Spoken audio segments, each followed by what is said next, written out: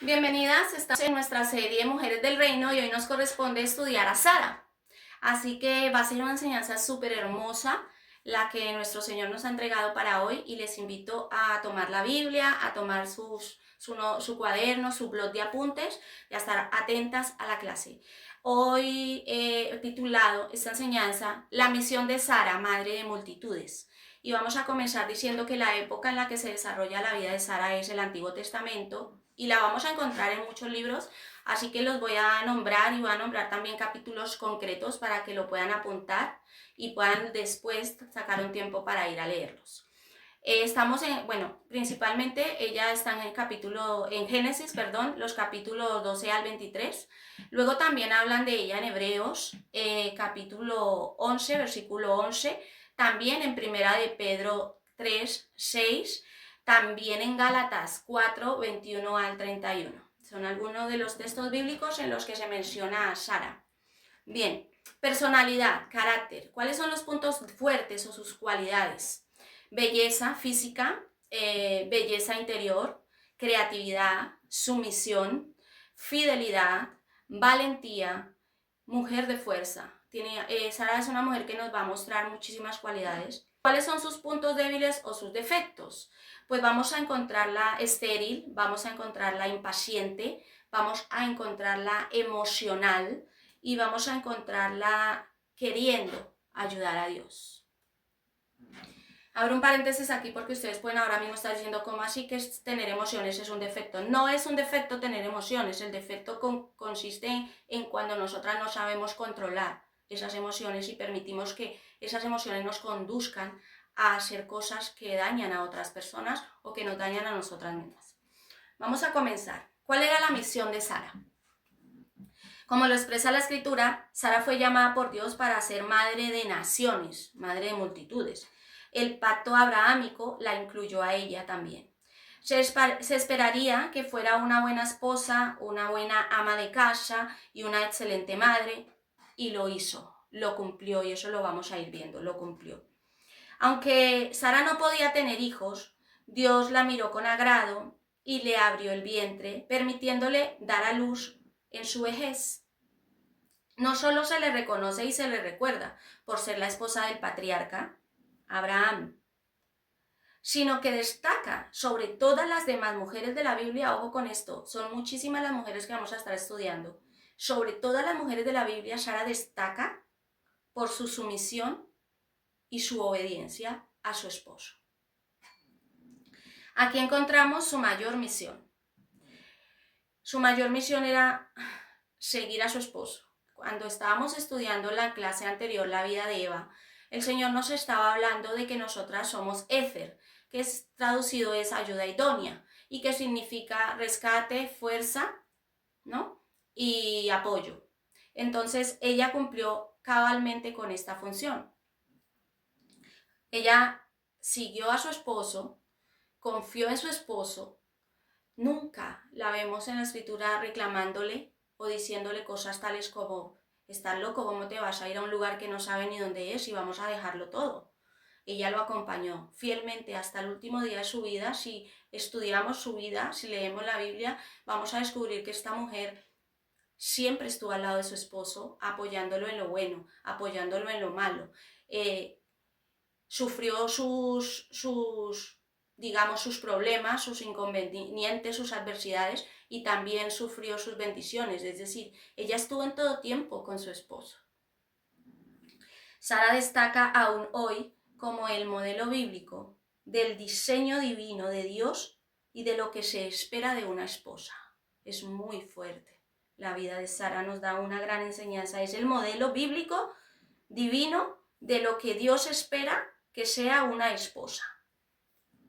Dentro de su misión se incluye el hecho de que también cuando recibe a su hijo se concentra y se enfoca en enseñarle a su hijo el temor a Jehová, el amor, la obediencia.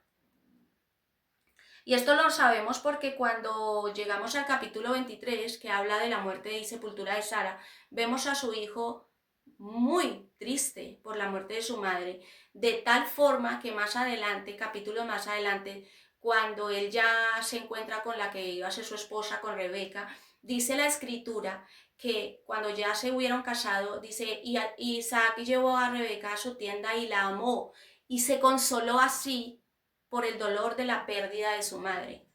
Es decir, él había pasado tiempo desde la muerte de Sara y él aún sufría por su mamá, porque su mamá ya no estaba con él. Y esto habla de una madre que impactó positivamente la vida de su hijo.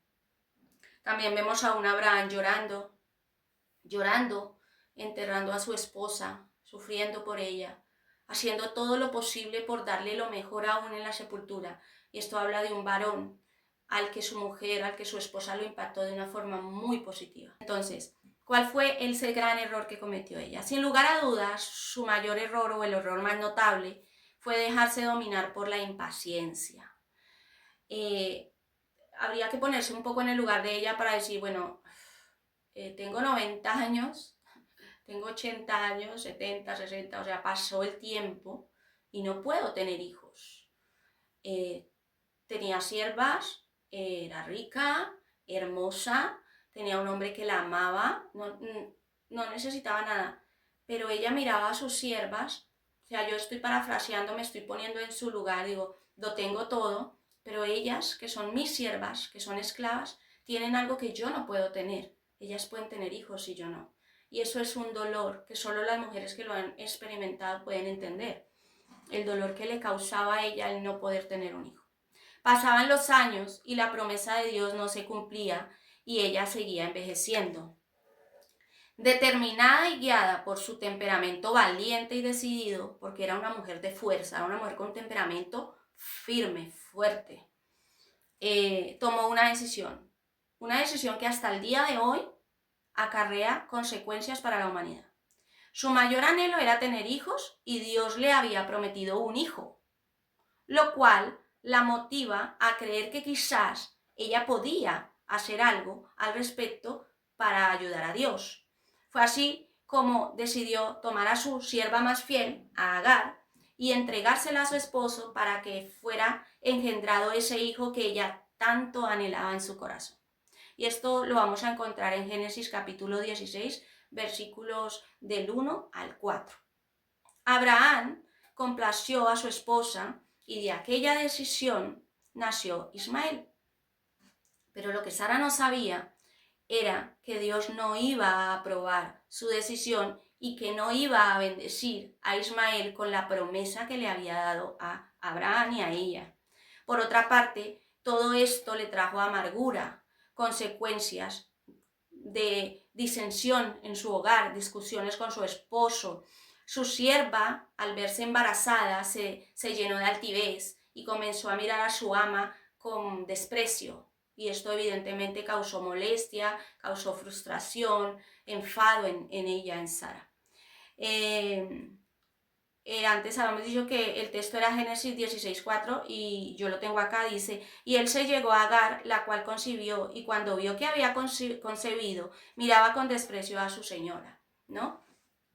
Bien, la relación de Sara y su esposo se vio alterada por la altivez de la sierva, por la frustración y la indignación de Sara, su enfado. Las emociones de Sara tomaron el lugar de la paciencia y de la prudencia.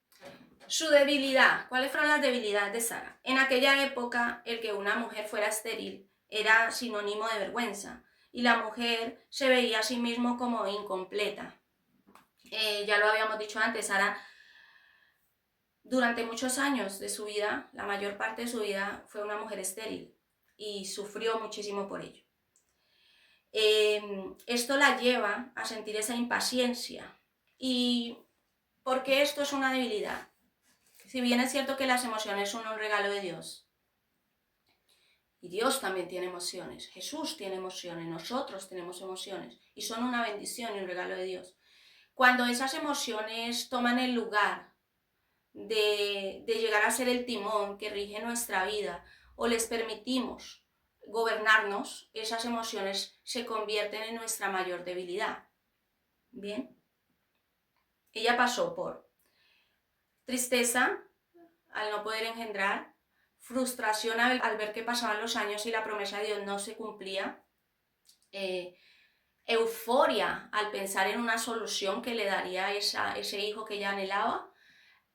Después frustración al ver que esa decisión lo que le había acarreado era más discusiones y problemas, tanto con su marido como con la sierva, y decepción al descubrir que Dios no iba a bendecir a ese hijo porque no era el hijo que él había prometido a ellos. Entonces todas estas emociones juntas debilitaron a Sara, la debilitaron. Una mujer fuerte también se hace débil cuando llegan momentos de adversidad y las emociones toman el control. Es a eso a lo que me refiero cuando hablo de la debilidad. Si nosotras no tomamos control de nuestras emociones, no aprendemos a ponerles el freno, a ponerles ese control que necesitan y permitimos que ellas nos gobiernen y que sean las que nos conducen a tomar decisiones, vamos a cometer muchos errores, muchísimos errores. Cabe señalar aquí que Sara no fue la única parte débil en esta historia, ella no fue la única persona que tuvo debilidades, puesto que cuando ella le presenta o le entrega a su sierva a su esposo, Abraham no le dice, oye, no, espérate que nosotras tenemos una promesa, vamos a seguir esperando. Él no hace eso, él también es débil y dice, quizás no lo expresa con sus palabras porque no lo vemos en el texto bíblico que él haya dicho algo, pero al aceptarlas a la sierva y yacer con ella, él lo que prácticamente le dijo, sí, yo pienso igual que tú, a lo mejor nuestro hijo va a nacer por medio de esta sierva. Entonces él también fue débil, no fue solo Sara. En el fondo ambos estaban quizás cansados de esperar, ¿no? La Biblia señala que cuando Dios miraba a este matrimonio, a Abraham y a Sara, veía una sola carne. Y esto es tan bonito, y esto se aplica tanto para lo bueno y también para lo malo. Cuando Dios nos ve a nosotros y a nuestra pareja como una sola carne, como lo que Él estableció, esto significa que todas las decisiones buenas que tomemos, tanto mi esposo o yo, van a repercutir para ambos delante de Dios. Pero todas las decisiones malas o erróneas que podamos tomar, tanto mi esposo como yo, van a repercutir con consecuencias negativas también para nosotros. No es, pues tú te equivocaste y tú eres la mujer y tú te ves con Dios, no. Porque el hombre da cuentas a Dios por su esposa y por sus hijos. Y tampoco es, no, bueno, tú te equivocaste, yo soy la esposa, yo no tengo culpa, porque la mujer también da cuentas por su marido y por su familia. Entonces, por eso el Señor dice que el hombre dejará a su mujer, a su padre y a su madre, se unirá a su esposa, a su mujer, y serán una sola carne, una unidad perfecta para lo bueno y para lo malo. También me gustaría compartirles algo que vi estudiando, preparando este estudio, y es algo muy hermoso. Y son las similitudes o las analogías. Analogía en la palabra o en la Biblia es una semejanza a algo que hay entre la vida de Sara y Eva, y luego la analogía bíblica que existe entre Sara y Agar, ¿no? Entonces vamos a empezar, y dice que en ambos casos fueron las mujeres quienes tomaron la iniciativa y los varones fueron como recipientes voluntarios de esa decisión. Entonces aquí vemos que Eva toma la iniciativa, peca, come el fruto y luego se lo lleva al varón, a su esposo también come el fruto, no le dice, oye, esto está mal, no se hace, yo no voy a comer. Siempre me he preguntado y le he preguntado a Dios tantas veces, Señor, ¿qué habría pasado si Adán no come? ¿No? Y luego en el caso de Sara, pues lo mismo, ella coge lo prohibido, coge a su sierva, se la lleva y se la presenta a su esposo, se la entrega, y él hace lo que ella le pide. Entonces, Eva tomó el fruto prohibido y se lo dio a su marido, y ambos comieron y murieron espiritualmente y condenaron a toda la humanidad, ¿no? Las acciones de Eva y Adán afectan hasta hoy día nuestras vidas. Sara tomó a la esclava y se la entregó a su esposo, este la tomó y engendró un hijo, y este hijo nació según la carne.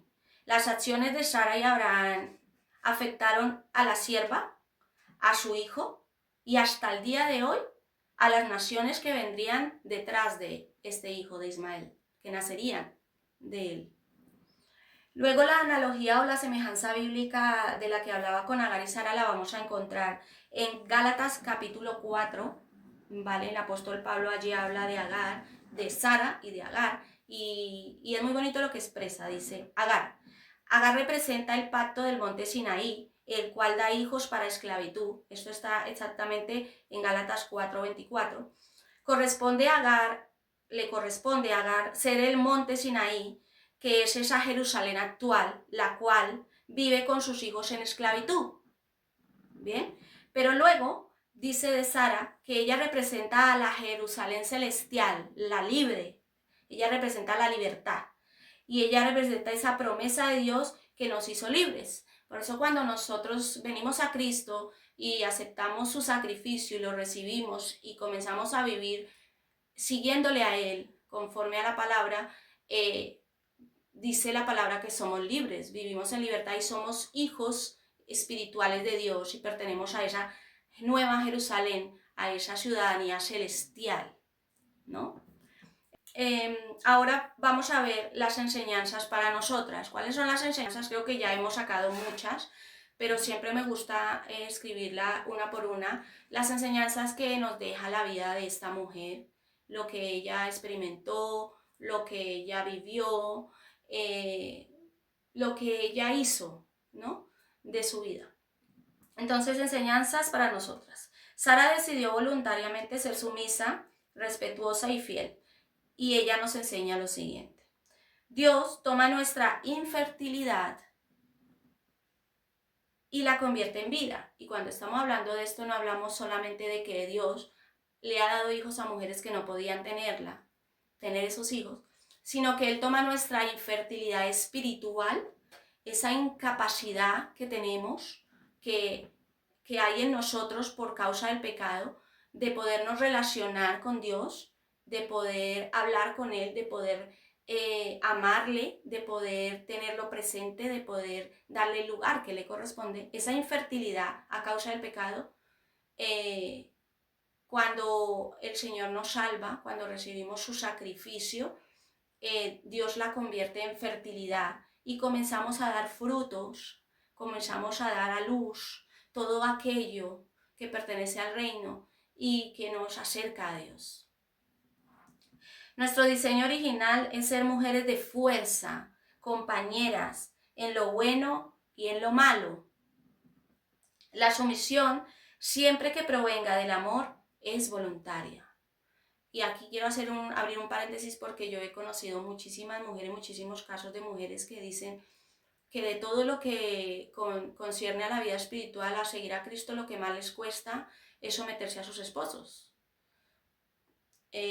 Y yo puedo dar testimonio de ello. A mí al principio me costó entenderlo hasta que yo comencé a entrar en esos tiempos de intimidad con el Espíritu Santo y permitir que la palabra del Señor me transformara la mente y empecé a darme cuenta de que era bendecida por tener un varón y que ese varón ame a Dios y que ese varón sea esa persona que me protege, que está ahí siempre para cuidarme, para amarme y para enseñarme y corregirme. Entonces es cuando yo decidí voluntariamente someterme a su autoridad. Por lo tanto, la autoridad del hombre no es por imposición, es por amor. Yo me someto a mi esposo voluntariamente por amor primero a Cristo y por amor a él, a mi esposo. La impaciencia acarrea consecuencias. Ya lo hemos visto en el caso de Sara y también lo vamos a ver en el caso de muchas otras mujeres a lo largo de nuestros estudios, pero lo podemos ver en nuestra propia vida. Muchas veces estoy segura que tanto ustedes, al igual que yo, hemos sido impacientes. A lo mejor Dios nos ha dado una promesa o nos ha dicho o nos ha dado una respuesta frente a una oración, pero nosotras queremos que sea ya y queremos que sea como nosotras pensamos que debería de ser y en el tiempo que nosotras esperamos que sea.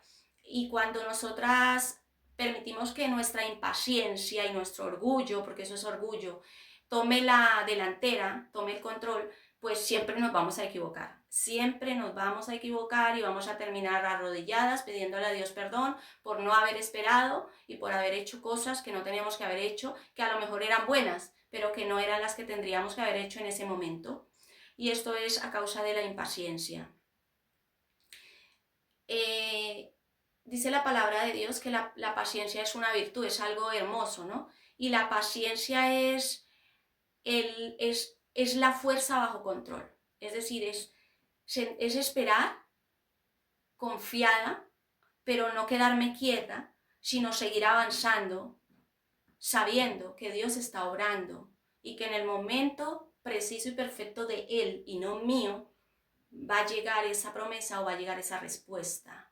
Aunque muchas veces todo a nuestro alrededor nos diga lo contrario, va a llegar. Y para ello tenemos que siempre tener muy claro que no podemos tener esa paciencia ni esa confianza en Dios si no le conocemos, si no sabemos quién es, cómo piensa, cómo actúa, cómo siente, cómo se expresa.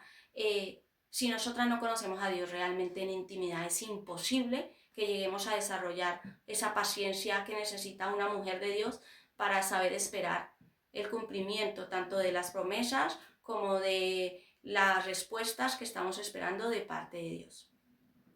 La mujer necesita aprender, o las mujeres necesitamos aprender a tomar control de nuestras emociones, y aquí podría dar una clase enterísima acerca de esto. La Biblia habla muchísimo de las emociones, tanto en el Antiguo como en el Nuevo Testamento se habla de las emociones, y quizás ahora viene a mi mente este versículo que dice: airaos pero no pequéis, que no se ponga el sol sobre vuestro enojo, porque es un gran ejemplo de lo que puede causar una emoción mal gestionada en la vida de una persona. Y cuando nosotros hacemos daño a una persona, puede que la persona nos perdone, si conoce a Cristo nos perdonará, pero créanme que el daño ha sido ya causado. Entonces Dios nos dice que debemos de amarnos y cuidarnos unos a otros, procurando no hacernos daño. Dios nunca incumple una promesa, es otra de las enseñanzas que sacamos de este estudio, jamás. Aun cuando nosotras hagamos cosas que no están bien, aun cuando nos adelantemos a los tiempos, aun cuando permitamos que la impaciencia tome el control, aun en medio de cualquier situación que podamos experimentar, tenemos que tener claro y presente que Dios va a cumplir su promesa. La promesa que Dios nos haya dado la va a cumplir. Lo que pasa es que quizás no la va a cumplir en el tiempo que Él quería cumplirla, y puede que tarde más por culpa de nuestra imprudencia, de nuestra impaciencia y de nuestra terquedad. Pero lo que queda claro aquí es que Dios cumple sus promesas. Dios cumplió la promesa a Abraham y Sara a pesar del error que cometieron y a pesar del que tuvieron un hijo que no era o no debió de haber nacido porque no era el hijo de la promesa. Pero a pesar de ello, Dios fue lleno de misericordia y incluso a ese hijo también le dio bendiciones, que eso lo veremos cuando estudiemos la vida de Agar. Nuestro ejemplo impacta de forma positiva y también de forma negativa la vida de nuestros hijos. No nos sirve solamente sentarnos, enseñarles la Biblia, leerles la Biblia, llevarlos a la iglesia, que nos vean adorando y que nos vean orando. Si luego en nuestra vida rutinaria ellos ven en nosotras cosas que no se aplican a lo que les hemos enseñado. Les voy a poner un ejemplo que siempre le pongo a los niños cuando les doy clases, y es este. Si yo le digo a mi hijo durante una semana estamos estudiando proverbios y yo le enseño a mis hijos que no se miente, porque es un pecado, porque el principio de mentiras es el demonio, porque a Dios le ofende la mentira, y un día cualquiera yo estoy atareada con mucho trabajo, la cocina, la comida, mi trabajo, esto, lo otro, y llaman al teléfono y es una persona que en ese momento yo no quiero atender, por lo que sea. Y mi hijo me dice: mamá, al teléfono. Y yo le digo: no, hijo, dile que no estoy. Ya luego le llamo: dile que no estoy, dile que no estoy. Mi hijo va a obedecerme: oye, mamá, oye, mira, mi mamá no está, cuando llegue que te llama, tal. ¿Cuál es el ejemplo que yo le he dado a mi hijo? ¿Qué pesa más en la vida de mi hijo? La enseñanza que le di durante toda una semana, que salió por mis labios, acerca de que no se miente, porque a Dios no le gusta, o mi acción en la cual Él me ha visto a mí mentir y lo ha hecho a Él mentiroso conmigo. Créanme,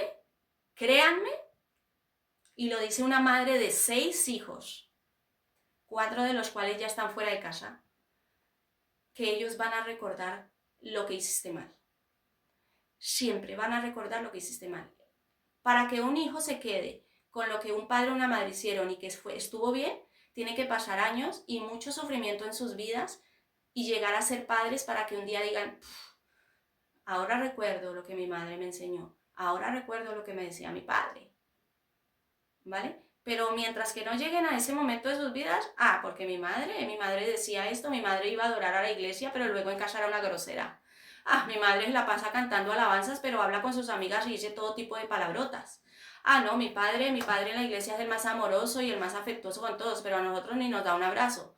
Ellos ven todo eso y eso es lo que se les queda. Entonces, la vida de Sara nos enseña la importancia de que no solamente sea de palabras, sino que nuestra vida, nuestras acciones acompañen esas enseñanzas, esa fe. Esa fe la tienen que acompañar nuestras palabras. Ahora viene a mi memoria, no lo quiero hacer largo, pero en mi memoria, mi bebé ayer tiene 6 años y yo estaba con estos estudios y se sienta y me dice, él le gusta mucho que su papá le dé patatas fritas con ketchup. Entonces, pues, su padre ya se le había dado de merendar. Él viene y me dice, mamá, una cosa, como papá se ha ido arriba, al segundo piso, ¿por qué no vas tú a la cocina y me pones patatas con ketchup en el plato, pero no se lo decimos a papá? Yo me quedé mirándolo, entonces le dije, Daniel, ¿quién es el príncipe de las mentiras? Y me dijo, Satanás. Pero me abrió los ojos así, me dijo, Satanás. Y le dije, ya. Lo que tú me estás diciendo es una mentira. Me estás pidiendo que engañe a tu padre para que tú obtengas un beneficio. ¿Te parece bien? Se levantó, estaba sentado a los niños, se levantó, me miró y en el momento salió su papá. Entonces yo le dije a su papá, tu hijo me está pidiendo esto, pero yo le he recordado que él es el hijo de Dios y que los hijos de Dios no mienten ni engañan a nadie. Y que si quiere otra vez que tú le des patatas ketchup, te lo pida a ti. Entonces lo miró, le dijo, ay, ay, ay. Su padre dijo, ay, ay, ay. Y él dijo, papá, ¿me puedes dar una manzana? Y se fue. Pero si yo hubiera cedido a lo que él me pidió, que parecía algo inocente de un niño, a él le hubiera quedado ese mensaje. Yo puedo conseguir lo que quiera mintiendo. Y mi madre me ayuda.